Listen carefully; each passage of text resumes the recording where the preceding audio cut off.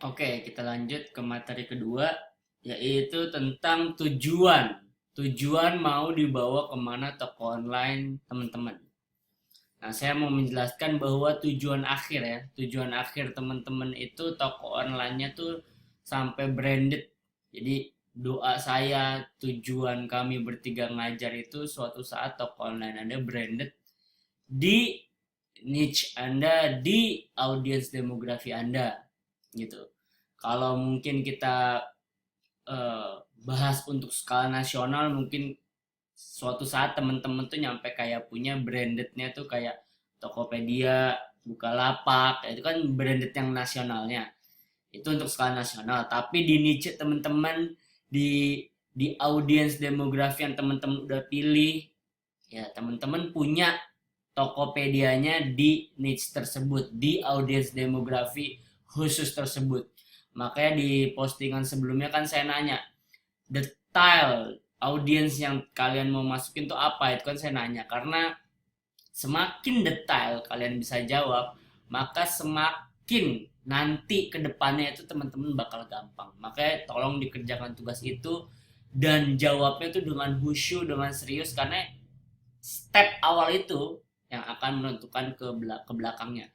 Di step awal itu teman-teman nggak yakin milihnya apa, nggak tahu the reason why-nya teman tuh milih itu karena apa, teman-teman yang bakal kesusahan sendiri. Oke, back to topic. Ujungnya nanti adalah teman-teman punya branded di niche topik teman-teman atau di detail audience demografi khusus teman-teman. Kita bisa ambil contoh misalnya vanilla hijab itu kan berarti dia ngambil niche jilbab ya kan, niche jilbab. Jilbab kerudung ya kan, kerudung.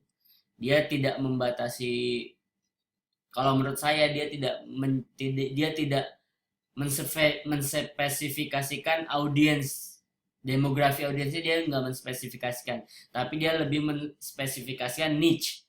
Niche saya apa? Niche saya kerudung yang langsung pakai. Nah itu dia niche dia tuh kayak gitu. Nah saya nggak tahu detail kerudung niche-nya apa, cuman yang saya tangkep dia punya niche, yaitu niche khusus kerudung yang gampang dipakai. Nah itu niche dia. Tapi apakah vanilla hijab selamanya harus tetap niche hijab? Ya enggak. Itu adalah niche pertama dia sebelum dia akhirnya punya branded vanilla hijab.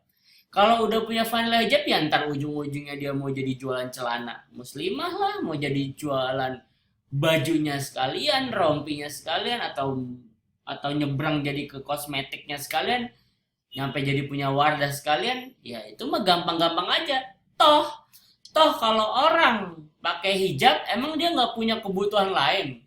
Emang kalau orang punya hijab terus dia jadi nggak beli lipstick, nggak beli foundation, nggak beli apalagi lah kebutuhan wanita, kan enggak. Nah artinya jadi vanilla hijab kalau ke depannya mau jualan itu juga nggak apa-apa. Cuman awal-awal dia memasuki pasar, dia mengenalkan branded pasar lewat brandingnya yang bernama vanilla hijab. Nah sama teman-teman juga gitu. Tujuan akhirnya teman-teman punya brandednya nih atas nama teman-teman ya.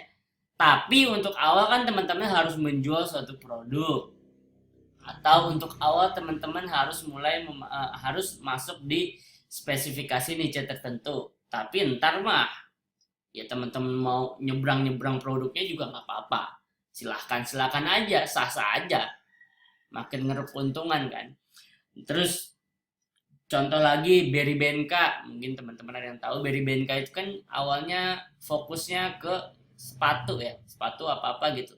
Tapi sekarang akhirnya jadi agak-agak marketplace, jadi supaya dia dimasukin ke dia. Ya nggak apa-apa, itu memperluas bisnis dia, itu menambah omset dia, itu menambah pendapatan, nggak haram juga ya kan. Yang penting orang udah tahu Berry Benka.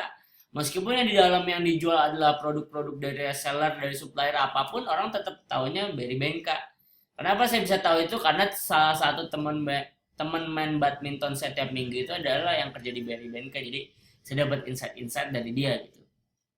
Nah, sama Berry Benka mulai dari sepatu ya kalau nggak salah. Terus sekarang jadi menjamur beda-beda lini, beda-beda produk ya, tapi orang udah kenalnya BD Bengka. Satu lagi Bineka. Bineka kan awalnya jual komputer-komputer kan, tapi sekarang gadget apapun ada di situ dijual juga. Ya, tapi Bineka awalnya memasuki niche komputer. BD Bengka memasuki niche sepatu. Vanilla Hijab memasuki niche hijab. Nah, setelah mereka udah dapet nama, udah terkenal, mereka jadi jualan apapun, ya nggak apa-apa gitu. Jadi intinya adalah, kuncinya adalah satu, teman-teman nanti akan dibawa nama tokonya untuk jadi branding masa depan teman-teman. Itu poin pertama. Jadi makanya kan di awal-awal saya nyuruh beli domain, nggak tahu saya apa Imam ya, nyuruh beli domain itu kan nggak disuruh yang keywordnya ini ya digabungin sama ini ya, digabungin sama apa ya namanya branding, lah terserah aja. Bantai deh, Bantai FBX. Apa coba nama Bantai FBX?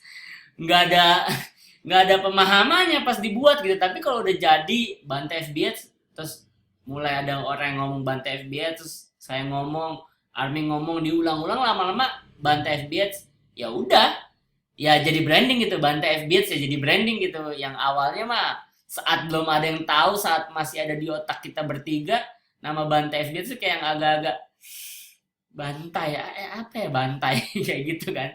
Nah gitu, jadi makanya di awal saya nggak memaksakan teman-teman harus ada keyword ini, harus ada keyword ini. Enggak, namanya branding mah sengaco-ngaconya apapun nama ya, kalau udah terkenal mah ya terkenal aja gitu, intinya gitu. Itu tadi poin pertama.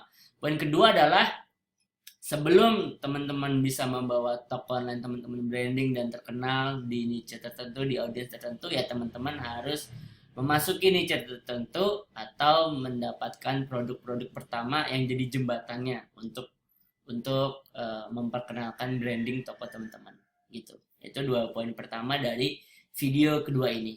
Oke, kita bertemu di video berikutnya.